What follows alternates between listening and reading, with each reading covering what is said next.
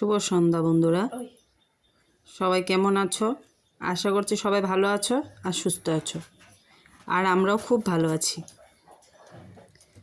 তো সারাদিন কোনো কাজ কাম করিনি, সকালে যতটুকু কাজ থাকে অতটুকুই কাজ করেছি, করে সারা দুপুরটা বসে শুয়ে কাটিয়েছি। আর এখন বাজে 6টার সময় সন্ধ্যাটা দিয়ে নিলাম। তারপরে ওদের ম্যাম আসবে, চা খাবো। তো চলো, সন্ধ্যার থেকেই আজকে তোমাদের সাথে ব্লগটা শুরু করলাম। দেখতে থাকো আর আমার সঙ্গে থাকো।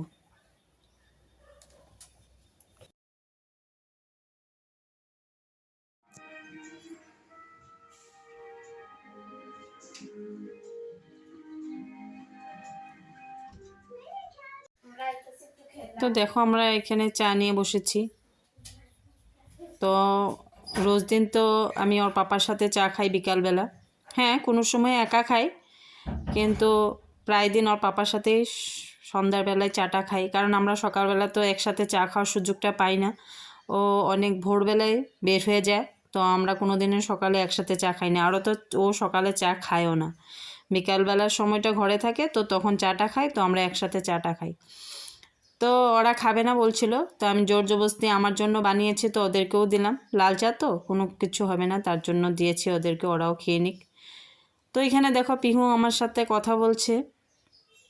আজকে দুপুরে অনেক বকা খেয়েছে আমার কাছ থেকে, তার জন্য মানে কারণটা হয়েছে, ও আমার গ্যালারির থেকে সব ফটোগুলো ডিলিট হয়ে গিয়েছে। তো আমি বলছি, তুই ডিলিট করেছিস, তোর হাত লেগে ডিলিট হয়েছে। কিন্তু ও বলছে না, আমি কালকে বিকালে চেক করেছিলাম, তখন দেখছি ফটোগুলো নেই, তো আমি ভেবেছি তুমি ডিলিট করেছো। তো আমি বলছি যে তুমি তো দেখেছো, তো আমাকে সাথে সাথে কেন বলো না যে ফটোগুলো ডিলিট হয়ে গেছে?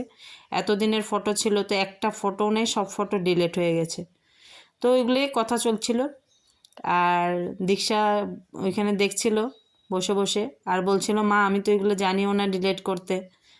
আর ও কালকেও বলছিল, মা আমার বার্থডে ফটোগুলো আছে? তো আমি বলছি হ্যাঁ আছে। তো বলছে, আমি তো তোমাকে কালকেও জিজ্ঞেস করেছি আমার বার্থডের ফটোগুলো আছে না নাই, তুমি বলছো হ্যাঁ। আমি হ্যাঁ কালকেও ছিল, তো আজকে আমি ফটো চেক করতে গিয়েছি, দিয়ে ফটোগুলো নেই।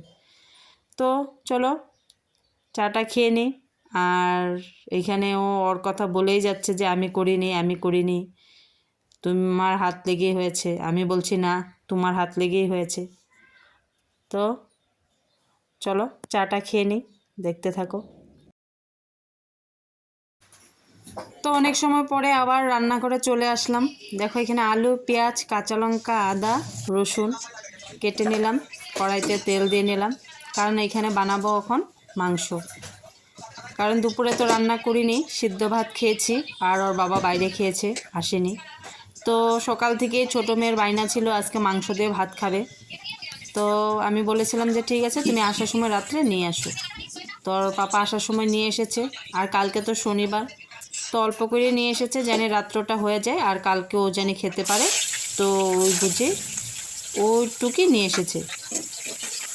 তো দেখো, এখানে আমার চাটা খেয়ে নেওয়ার পর থেকে আমার পেটটা এত ব্যথা। সকালে ছিল পায়ে ব্যথা, বিকাল থেকে হচ্ছে পেটে ব্যথা, জানি না কিসের থেকে, হয়তো গ্যাসের থেকে হতে পারে। তো এখানে মাংসর জন্য পেঁয়াজ কেটে নিয়েছি, মাংসটা ধুয়ে নিয়েছি, মশলাটা পেস্ট করব। তো চলো মাংসটা আমি বানাচ্ছি, তোমরা দেখতে থাকো।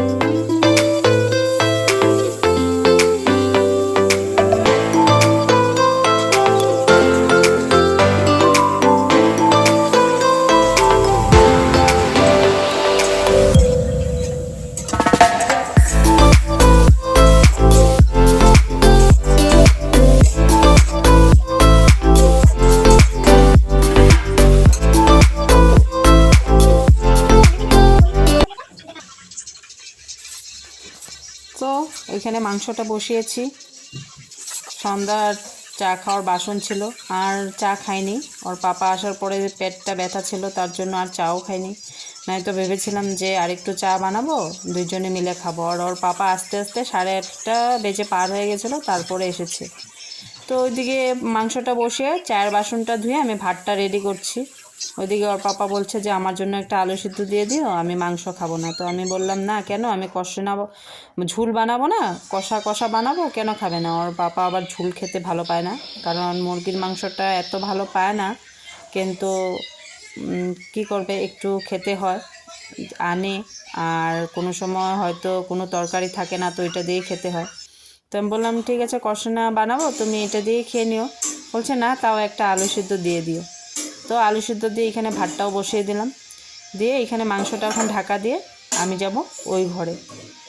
চলো সন্ধ্যার থেকে দেখবে আমার ঘরটার কি অবস্থাটা না হয়। সন্ধ্যার থেকে বলে না, আমার ঘর ঘন্টায় ঘন্টায় এরকম অবস্থা হয়ে যায়, কারণ সারাদিন ওরা ঘরেই থাকে, ঘরের ভিতরেই থাকে, ওরা তো আর বাইরে কোনোখানে খেলতে পারে না।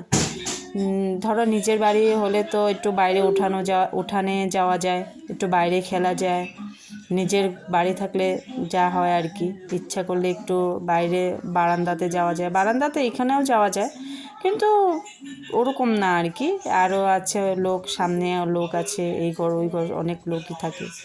তো আমাদের এখানে তো ওরকম বাইরে যাওয়া হয় না, ঘরের ভিতরেই থাকতে হয়। তো আমার 2 ঘন্টা পরপরই আমার ঘর গুছাতে হয় সারাদিন। আর সব জিনিস এলোমেলো, খেলে আবার রেখে দেয়, ওইগুলো গুছাতে হয়। তো দেখো ওর বাবা এসে ড্রেস খুলে রেখেছে, তো ওর বাবার গেঞ্জিটার মধ্যে দেখছি কিসের দাগ লেগেছে, সিঁদুর হয়তো। সকালবেলা পণ্ডিতজি আসে পূজা করাতে, হয়তো ওই সিঁদুরটা লেগেছে। নাই তো মন্দিরে গিয়েছিল, হয়তো পূজা ওজা দিয়েছে, ওই যেই কোনো কিছু ফোঁটা লেগেছে। তো আমি ওর বাবাকে বারবার দেখাচ্ছি আর বলছি যে কিসের দাগ লেগেছে। বলছে কি, কোন সাইডে, উল্টা সাইডে না সোজা সাইডে? আমি বলছি না, উল্টা সাইডে। আমাদের ঠিক আছে, হয়তো পূজার ফোঁটা লেগেছে। আর কথাটা বাড়ালাম না, তো ছেড়েই দিলাম, কারণ বেশি কথা বাড়ালে আবার রাগ হয়ে যাবে। সারাদিন ঘরে থাকে না, এমনিও মন মেজাজ ভালো নেই, তো বারবার একটা কথা জিজ্ঞাসা করতে থাকলে ও রেগে যাবে, তো ছেড়ে দিলাম। তো ওদিকে কথা বলতে বলছে আমি কুল এনে গাড়িতে রেখে চলে এসেছি, তো তুমি গিয়ে নিয়ে আসো। আমি বলছি আমি এখন নিচে যেতে পারবো না, আমার ভালো লাগছে না, পিহু যাক। বলছে না, পিহু পারবে না, লকটা তালা মারা আছে, পারবে না, তুমি যাও। তো বলছে যে, আমি বলছি ঠিক আছে, না তে থাক, কালকে সকালে তুমি যখন যাবে তখন এনে দেবে, এখন লাগবে না।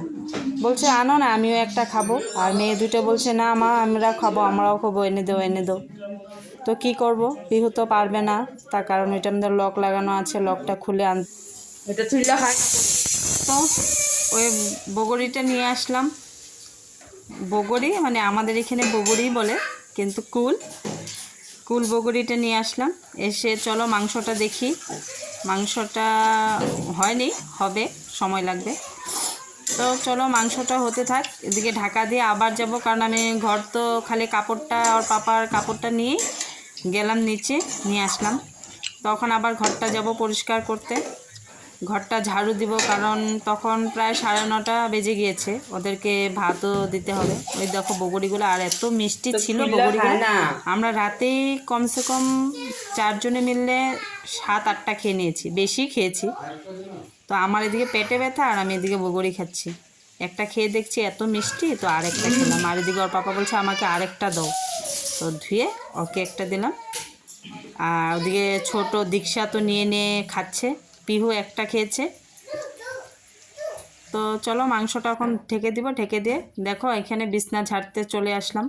বিছনা ঝেড়ে, কারণ দোঘরে বিছানা করতেও অনেকটা সময় লেগে যায় রাত্রটা, কারণ আমার এটা এত বোরিং কাজ, মশারি টানানোটা। মশারিটা টানাই না কয়দিন, এত মশা, রাত্রে শোয়ার পরে তো মশাটা আসে না, কিন্তু আধা রাত্রে এত মশা আসে যে ঘুমানো যায় না। আর ঠান্ডাও ছিল, ফ্যানটাও চালালেও ঠান্ডা লাগতো। আর পিহুর জন্য তো ফ্যান সবসময় চালানোও যায় না। ওর তোমরা জানো না, তোমাদেরকে বলিও নেই, ওর একটু অ্যাজমার প্রবলেম আছে, তো ওর বেশি ঠান্ডা লাগানো যায় না। তার জন্য ওকে স্নানটাও রোজ আমরা করাতে পারি না, একদিন পর, তাও গরম জল দিয়ে। তো এর জন্য মশারিটা টানিয়ে দিই, মশাটা জানি না লাগে। তো এই ঘরে মশারি টানাতে হয়, ওই ঘরে মশারি টানাতে হয়, আর এই ঘরে আমাদের 4 জন। হ্যাঁ, গরমের দিনে এই ঘরেই শুই, কারণ ওই ঘরটার মধ্যে অনেকটাই গরম, ওই ঘরে ঘুমানো যায় না। তো এখন তো ঠান্ডা ঠান্ডা, তার জন্য ওর পাপা ওই ঘরেই ঘুমায়, আর আমরা 3 জনে এই ঘরে ঘুমাই। তো বিছানাটা ঝেড়ে পেতে নিব। আর দেখো এখানে দীক্ষার খেলনা, তো এইগুলো নিয়ে জায়গায় জায়গায় রাখবো। আর বিছানাটা ঝেড়ে বালিশ কম্বল এনে রেখে দেবো, তারপরে মশারিটা টানাবো। ওদিকে ওর পাপা দেখো শুয়ে শুয়ে মোবাইল দেখছে, দেখতে দেখতে আবার ঘুমিয়েও পড়বে। এদিকে ভাত বেড়ে নিয়ে আসবো, এদিকে ওর পাপা দেখি ঘুম। তো চলো ঘরটা ঝাড়ু দিয়ে নিই, ঝাড়ু দিয়ে ওদের খাওয়ার জন্য জায়গা।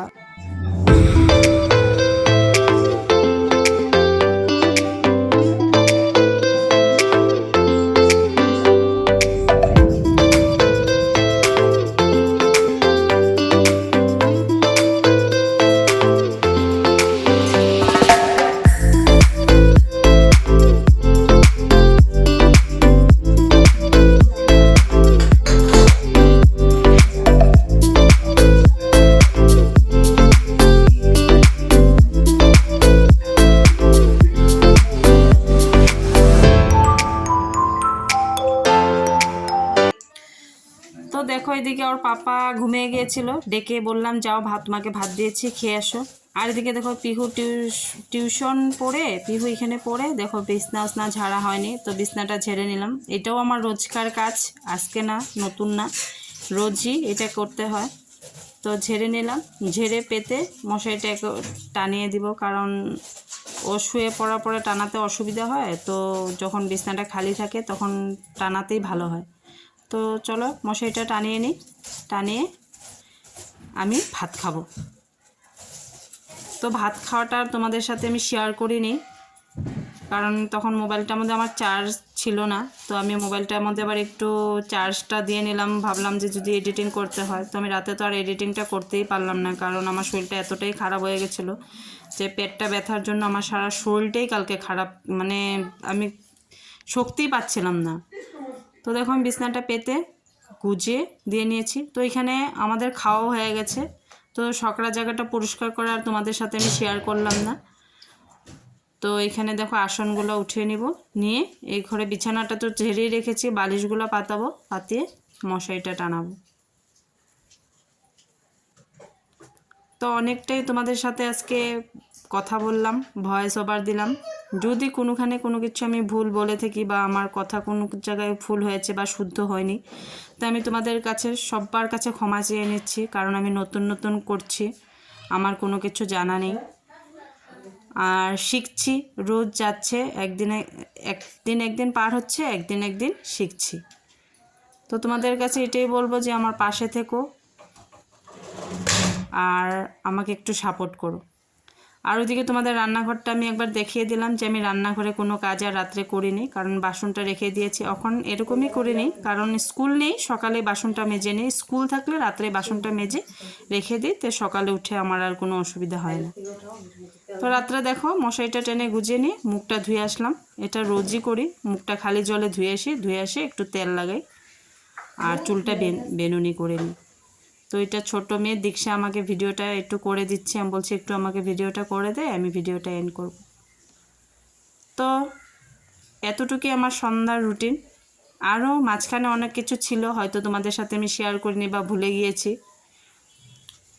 তো ঠিক আছে, চলো সবাই ভালো থেকো, সুস্থ থেকো, দেখা হবে আবার কালকে একটা নতুন ভিডিওর সাথে। তো আজকের মতন টাটা। কিছু ভুল হলে আমাকে ক্ষমা করে দিও। আমার বেশি